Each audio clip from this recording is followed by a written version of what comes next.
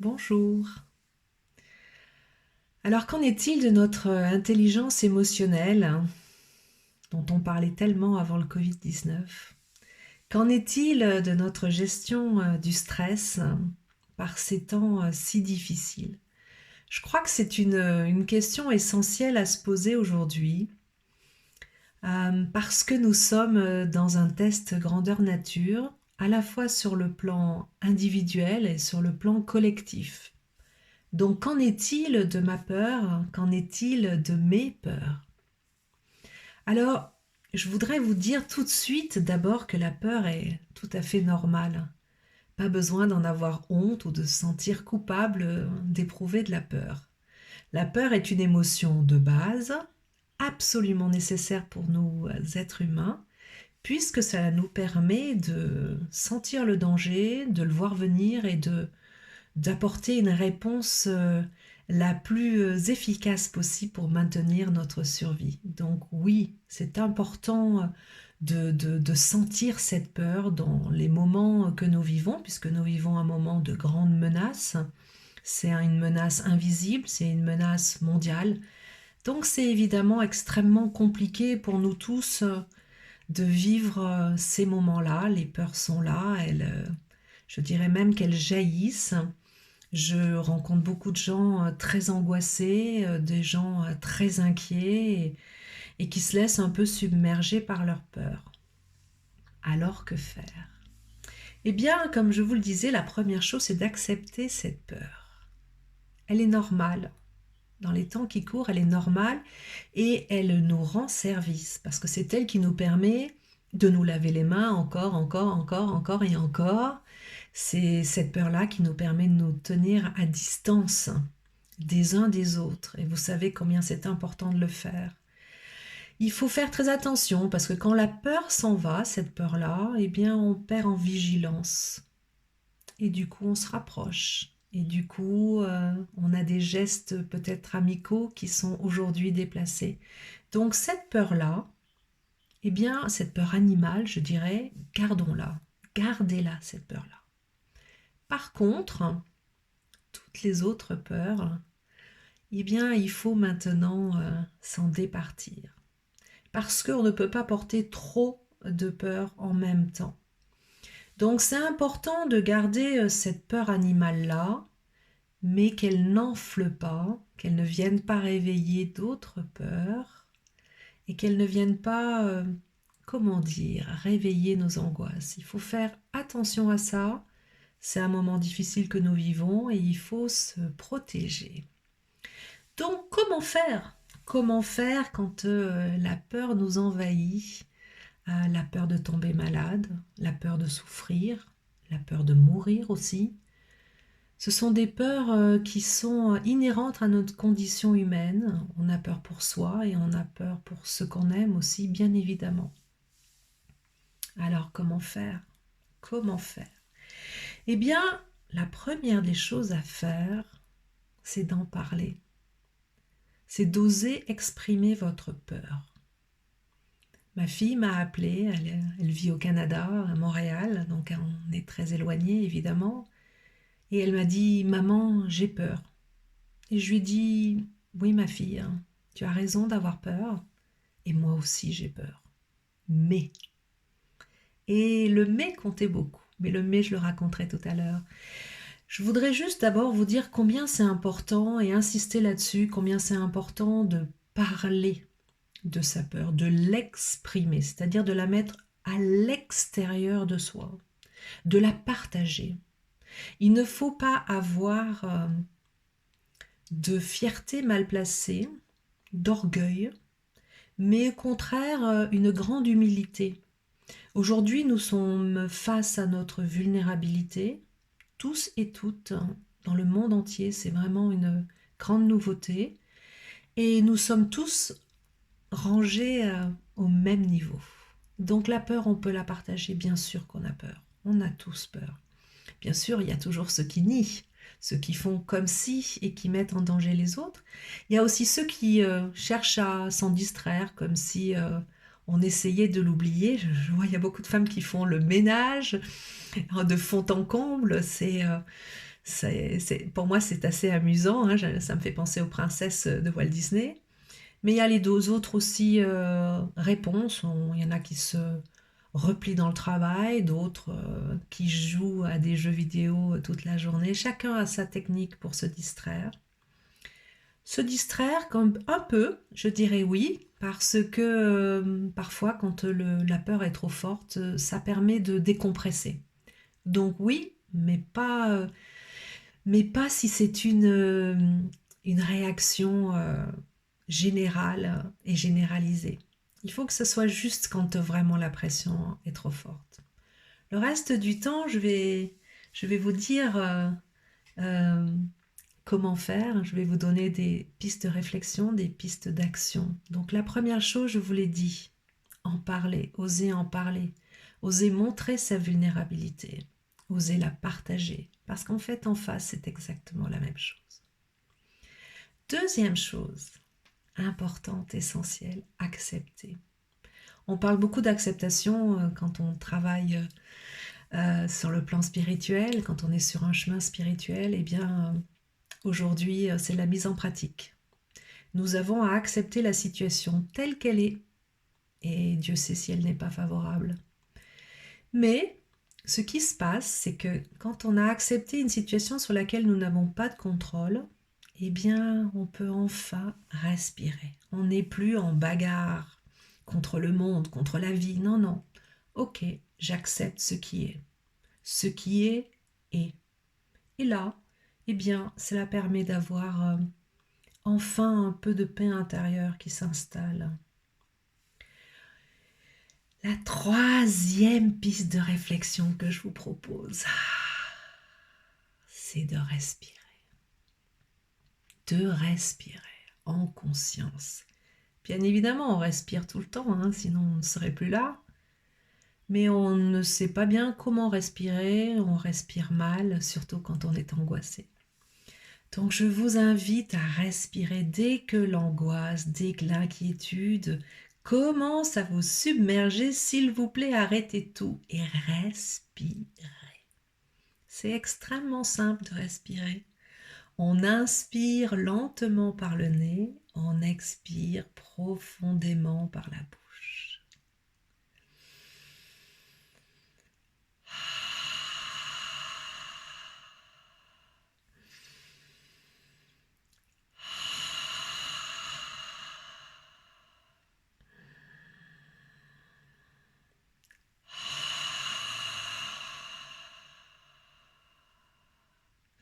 Je vous invite à le faire de cette manière-là, de façon bruyante par la bouche, au moins 3 fois au début pour relâcher la pression. Et puis après, eh bien, fermez la bouche et respirez uniquement par le nez. Vous inspirez par le nez, vous expirez par le nez. Et vous faites durer votre respiration. Et vous suivez votre respiration dans votre corps, de haut en bas, de bas en haut. Vous focalisez uniquement sur votre respiration. C'est extrêmement simple. J'inspire. J'expire. Faites durer votre respiration.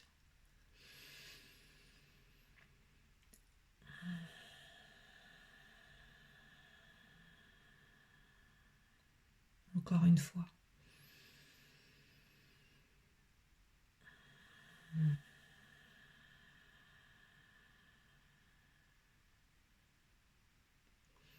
À chaque fois que l'inquiétude se fait trop forte, que l'angoisse vous submerge, que les peurs vous envahissent, prenez quelques secondes, ce n'est rien, quelques secondes pour respirer comme ça en pleine conscience. Vous savez, la respiration fait le lien entre le corps et l'esprit.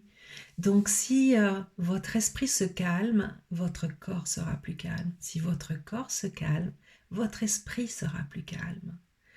Donc faites ces longues et profondes respirations. Vous verrez qu'en quelques secondes, vous vous sentirez beaucoup plus apaisé. Vraiment, c'est tellement simple et tellement efficace. Tout le monde devrait le faire. La quatrième chose à faire pour gérer ces peurs, c'est d'être dans le moment présent. Là aussi, c'est une grande notion de la spiritualité, être dans le moment présent. Alors, qu'est-ce que ça veut dire qu'être dans le moment présent? Eh bien, c'est là aussi extrêmement simple. Vous n'êtes pas dans votre passé, qui est, comme le nom l'indique, terminé, passé, fini, et vous n'êtes pas dans votre futur, qui n'existe pas encore, n'est-ce pas? Vous êtes juste là dans l'instant présent. Ce n'est pas dans la journée, c'est dans l'instant, dans la seconde même. Maintenant, vous êtes là maintenant. Si maintenant, là, tout de suite, tout va bien, eh bien, souriez à la vie et remerciez.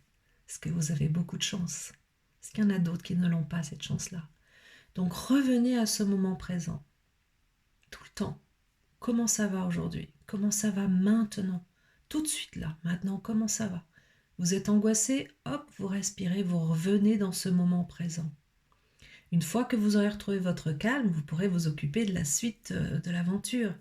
Et Dieu sait si nous aurons des choses à faire, puisque nous aurons un après-confinement et on aura un après Covid-19, on aura tout un monde à recréer avec toutes les expériences, toutes les leçons, tous les enseignements de cette traversée bien mouvementée qui est la nôtre. Donc je répète, premièrement parler de votre peur, deuxièmement accepter la situation telle qu'elle est quand vous ne pouvez pas la changer, troisièmement respirer, respirer, respirer, respirer, quatrièmement être dans le moment présent et se réjouir quand tout va bien. Cinquième piste de réflexion, avoir confiance. C'est la règle de base de l'impermanence. Nous vivons une période très difficile, elle va se terminer. On ne sait pas quand, mais elle va se terminer. C'est une certitude absolue. Donc ayez confiance dans le futur. Ayez confiance dans votre force personnelle. Ayez confiance dans le collectif aussi. Ayez confiance parce que ça va se terminer. Et nous avons les moyens, tous et toutes, de faire quelque chose de positif de ce Covid-19. Sixième piste de réflexion et d'action. Retournez dans la joie. Et là, on boucle un petit peu on reboucle avec le moment présent. Si tout va bien maintenant, tout va bien, vous êtes chez vous, vous êtes tranquille, vous n'avez pas le Covid-19, tout va bien, ah ben voilà, on respire, on se réjouit et on retrouve la joie d'être en vie. C'est ce qu'on découvre maintenant avec le Covid-19, la joie d'être en vie. La joie d'être en bonne santé. Honnêtement, on ne sait pas pour combien de temps. Je vous le répète, on est mortel, on va mourir un jour. Mais l'objectif, c'est le plus tard possible, parce que comme ça, on profite de la vie. Et moi, je l'adore la vie, donc je vais en profiter un maximum. Donc, on retourne dans la joie, dans cette joie d'être en vie, cette joie d'être en famille, cette joie d'être à la maison, alors qu'avant, on n'en pouvait plus de notre travail, peut-être, ou contente ou content d'être sur la ligne de front. J'ai mon amie pharmacienne qui m'a dit « Ah mais moi Christine, je suis très contente de travailler, j'aurais pas pu rester à la maison. » Donc vous voyez, chacun peut trouver la joie là où il ou elle la met. Donc trouver des tas de raisons d'être joyeux, c'est très bon et en plus c'est absolument nécessaire. Je vais vous expliquer pourquoi. On a beaucoup de peur. Donc on est totalement déséquilibré. Donc il faut faire remonter la joie pour arriver à un équilibre. Et pourquoi cet équilibre? Parce qu'il faut pouvoir encaisser, je le dis vraiment comme ça, il faut pouvoir encaisser cette peur. Dans notre corps, dans notre esprit, on sait que ça fait beaucoup de mal aussi. Vous savez bien, les effets du stress sont extrêmement négatifs, d'accord? Eh bien donc, il faut faire monter la joie. pour avoir cette énergie-là, cette énergie de la joie, qui est une énergie très forte, très puissante, et qui nous permet d'avoir beaucoup de force. Et on a besoin de notre force physique, morale, pour eh bien résister au virus, pour avoir des défenses immunitaires du top de top. Donc, faites fructifier votre joie, trouvez des plaisirs, il y en a 10 000 dans la journée. Moi, j'ai retrouvé le plaisir de cuisiner, par exemple, et du coup, le plaisir de manger des bonnes choses. On a plein d'occasions de retrouver des plaisirs. Le plaisir peut-être de porter des chaussons toute la journée, je ne sais pas, ou plaisir de lire un livre qu'on voulait lire et qu'on n'a jamais pris le temps de lire. Peut-être trouver le plaisir de dire à ceux et à celles qu'on aime, ben justement, qu'ils comptent pour nous. Ça, c'est important aussi. Ouvrez votre cœur. Ouvrez-vous à la joie et à l'amour. Ce n'est pas quelque chose de donné à négliger, pas du tout. Profitez. Profitez si vous aimez, si vous êtes aimé, profitez pleinement. Et si vous êtes seul, profitez aussi de l'amour. L'amour que vous pouvez vous donner à vous-même, l'amour que vous pouvez recevoir du ciel. Septième chose, septième piste de réflexion et d'action. Eh bien, méditez, évidemment, vous me connaissez. Donc, méditez. Pourquoi méditer?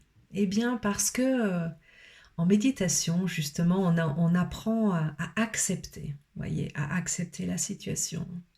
On apprend à trouver le calme en soi. On apprend à trouver la paix et la joie aussi en soi. Ça apporte beaucoup de force. Ça apporte beaucoup de compassion vis-à-vis des autres, parce qu'on se voit tel qu'on est en méditation. Hein. C'est pas toujours aussi simple, hein, croyez-moi. Ça dépend des méditations, ça dépend des jours, ça dépend de beaucoup de choses.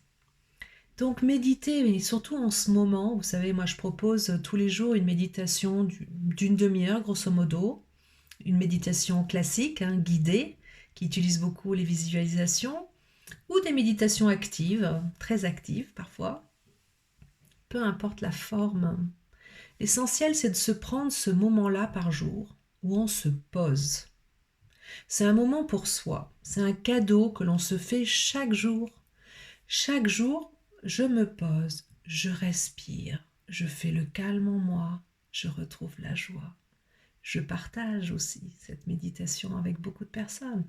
Donc on est tous ensemble réunis et vous savez, on le sait, les études l'ont montré, que cette reliance, ce lien que l'on crée, qui est totalement invisible évidemment, puisqu'on est chacune chez soi, eh bien ça a un grand effet. Ça multiplie l'effet, que ce soit dans la prière ou dans la méditation. Le collectif, c'est comme faire bouillir en fait la marmite. C'est super agréable. Donc voilà, écoutez, j'espère que vous allez profiter de ces pistes de réflexion-action pour mieux gérer votre peur et donc mieux vivre au présent ce Covid-19. Et on se retrouve demain pour une autre chronique de ce genre. Je vous souhaite une très bonne journée et je vous dis à demain. Au revoir, prenez soin de vous.